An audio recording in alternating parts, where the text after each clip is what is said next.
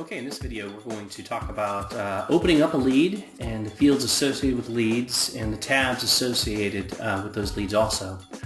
So from IDA, when you have logged in and you're looking at a particular folder in IDA, you'll have a list of your leads on the right-hand side in the main pane. And in this particular sample, I've got 5 different leads here that we can take a look at. And the first one I've already opened. If it has not been opened, then it'll be in bold black. If it has been opened, it's not in bold. So this is a red lead, and these are unread leads. And when I open up this first lead here, I just double-click on it, or I can highlight a lead itself, and I can click the open button if I'd like.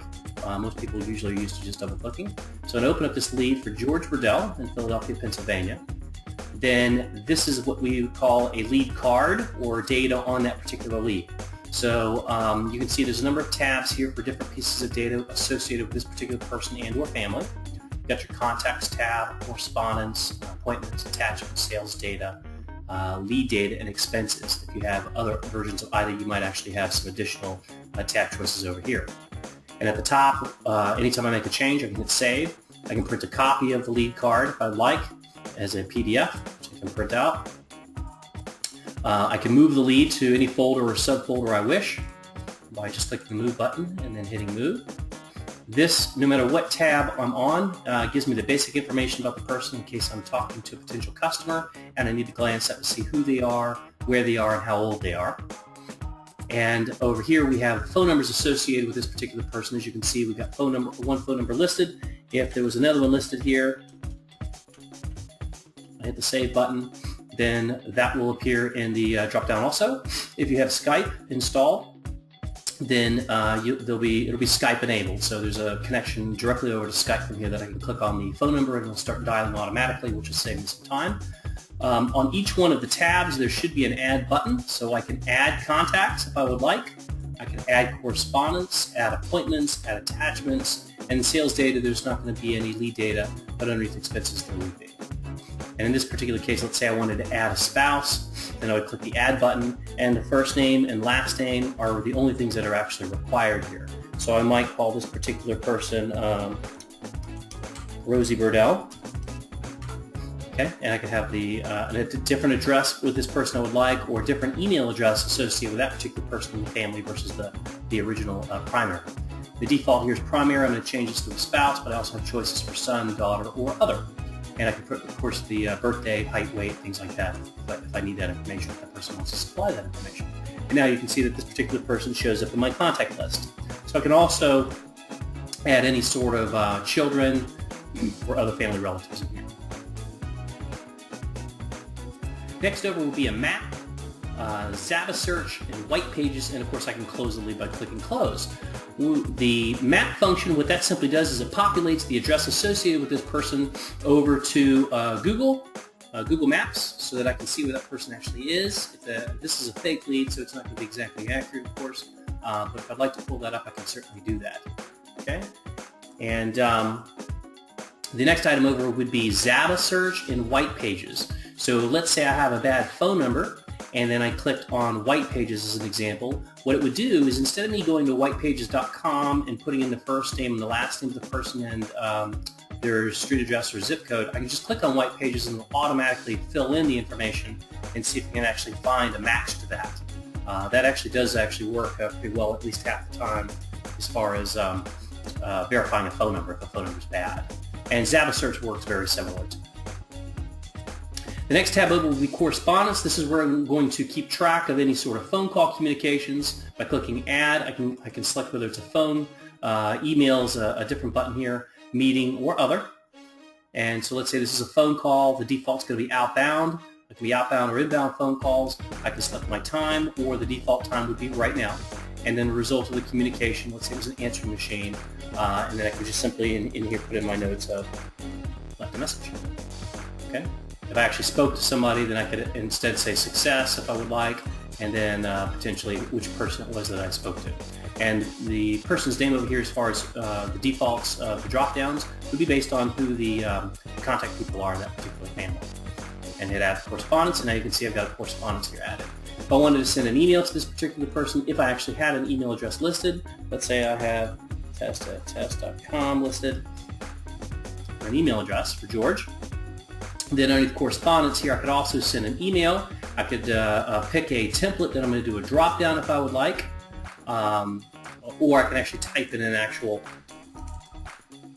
test email to the person and then hit send. Okay, type in the subject here too.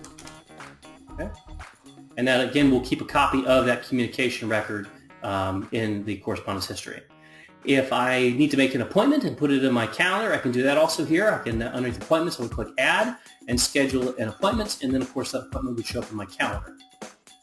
Okay.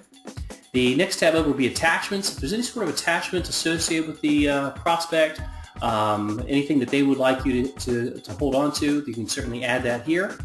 And then there's sales data, and underneath the sales data, some of these are just general notes fields where if I wanted to, as far as insurance goes, put in the type of insurance that we talked about. There's some custom fields, which we'll talk about in another video. And then I can put in whether they have insurance currently or not, the name of the insurance company, how much they pay per month.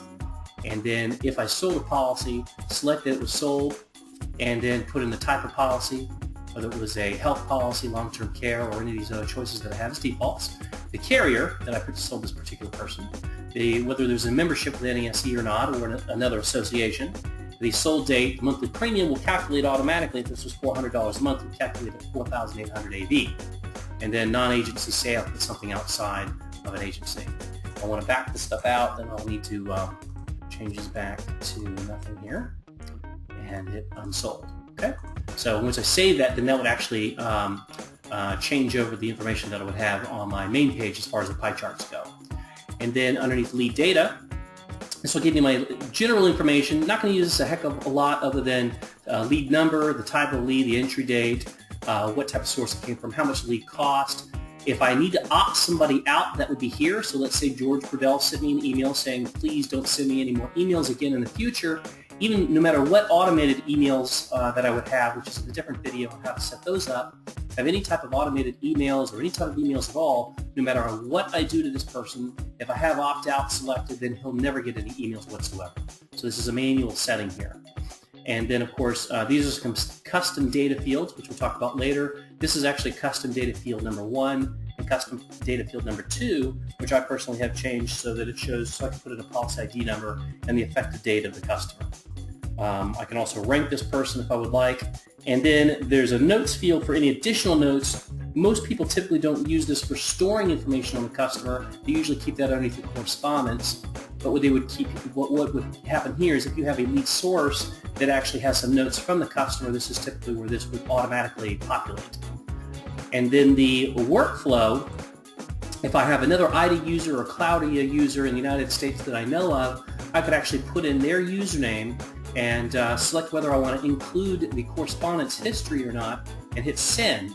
And then a copy of this lead would actually flow immediately through the database system to their IDA or Cloudia.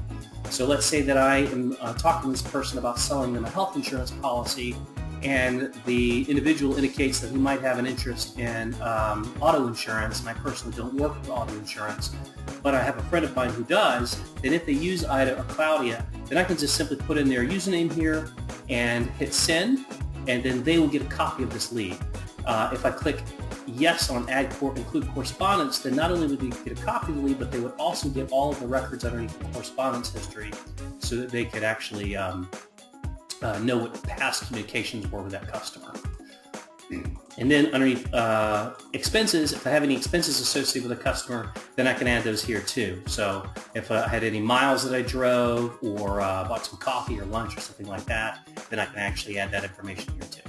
Anytime I make a change on any one of these, it's always a good idea to hit the save button, and all the information will save here. And then of course, in this case, I'm done with this customer, so I'll hit close, and then I could move them to whatever folder it is that I'd like to move to. Hopefully that helps you understand the actual leads themselves, what each of the fields are in here, and what they do. If you have any other questions on IDA or Cloudia, feel free to visit CloudiaAssistant.com as far as the website goes, or you can go to YouTube and do another search.